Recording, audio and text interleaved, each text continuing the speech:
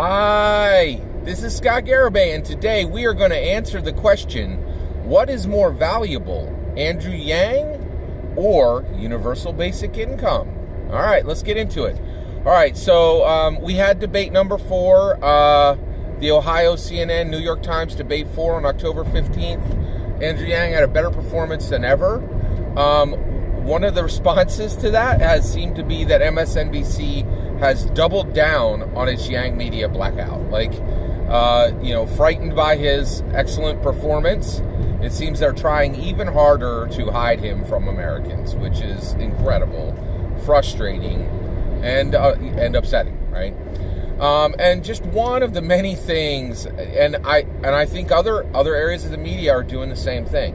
So basically the media at the macro level has really just built all kinds of ways to be dismissive of Andrew Yang, and the reasons for their dismissiveness are, I would say, benign all the way up to incredibly non-benign, and it's frustrating. It is incredibly frustrating. But one of the things that you'll see, kind of a move that they use to dismiss Yang, is they'll say, "Oh, Andrew Yang's been so helpful has been so helpful in just bringing up the topic of universal basic income." And what they're saying here is, "Oh, it's great that this, that Andrew Yang's come forward and brought this really interesting idea of universal basic income. That's a great idea. Why don't we take that concept and move it over to one of our other favorite candidates," right? And it's horrible. It frustrates me, and it's really incredibly frustrating. However, when you do political commentating, right, and when you're following politics, you want to try to engage with the content that's put in front of you, right? So the question here is, they're saying, "Oh, Andrew Yang's not important, but universal basic income is," right? So I'm going to answer this question straightforward. What is more valuable, Andrew Yang or universal basic income? All right, well, I won't bury the lead. Andrew Yang is far more valuable than universal basic income. So let's get into this, all right? So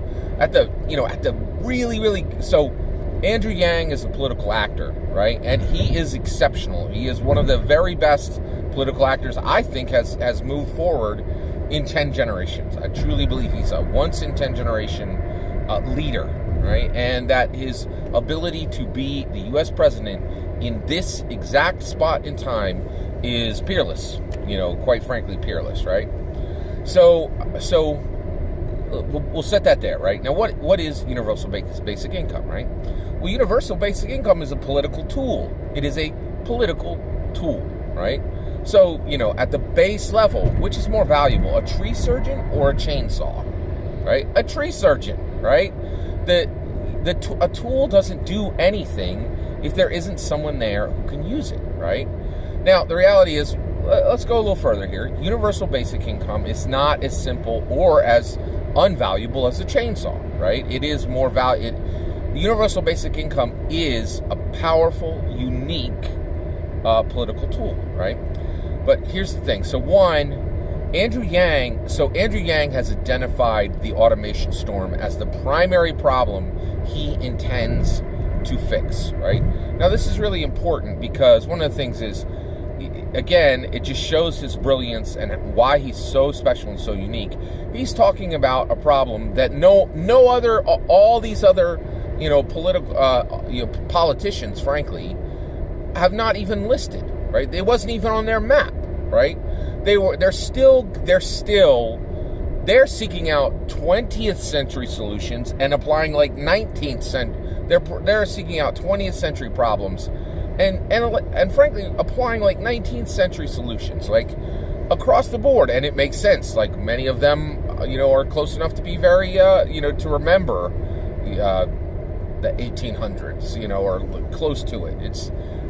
Some of the people are very old, so it's not surprising that they would be using older solutions for older problems because this is what they're familiar with, But the reality is, Andrew Yang's life has been has had momentum towards solving 21st century problems with 21st century solutions since he was born, right? He is a 21st century leader.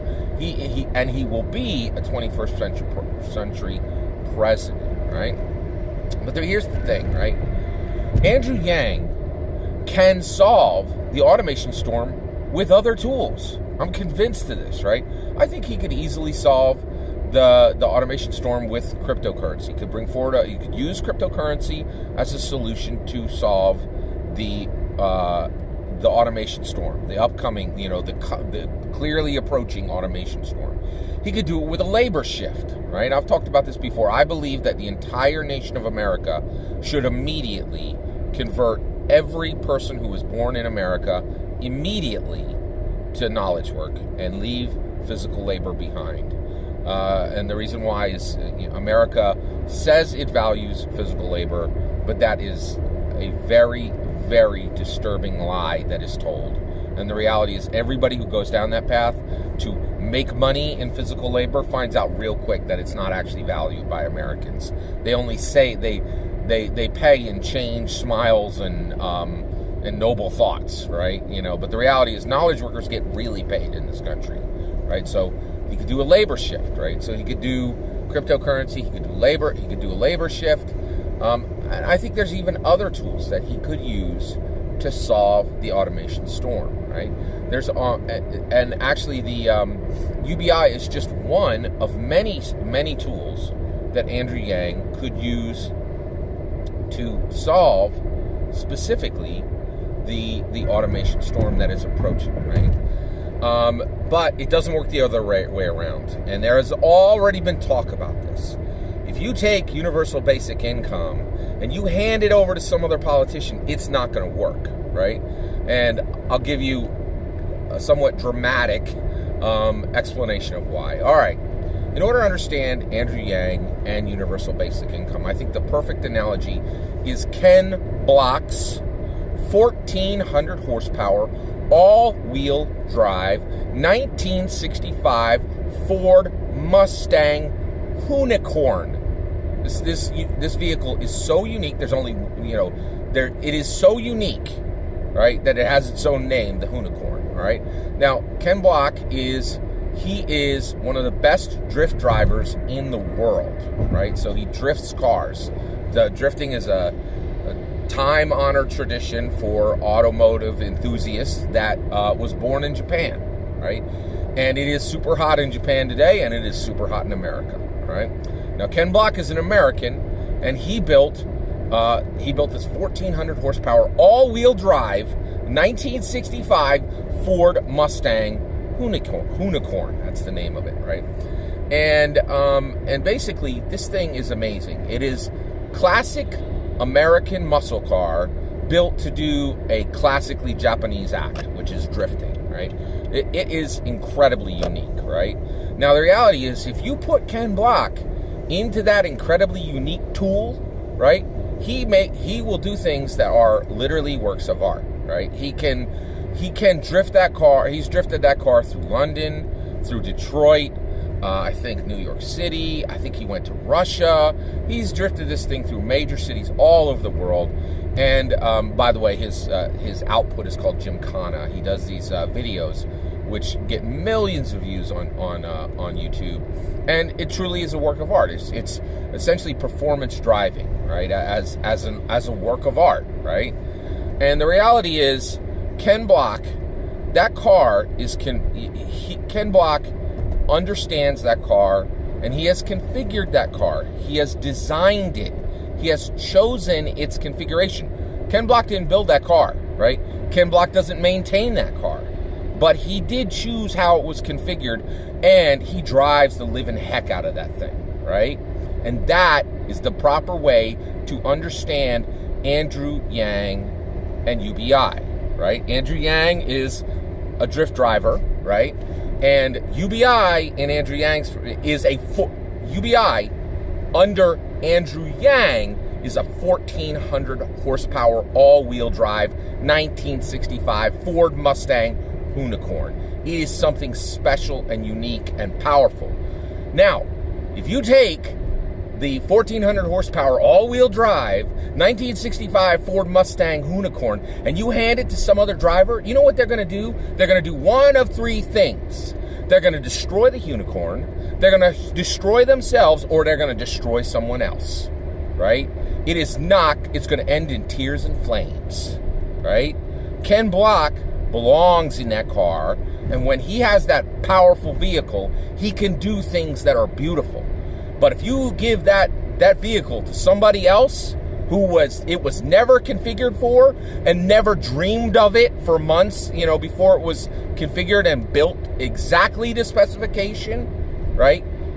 You're either going to destroy the tool, you're going to destroy yourself, or you're going to destroy others, right? Andrew Yang is uniquely outfitted to deploy UBI right now, right?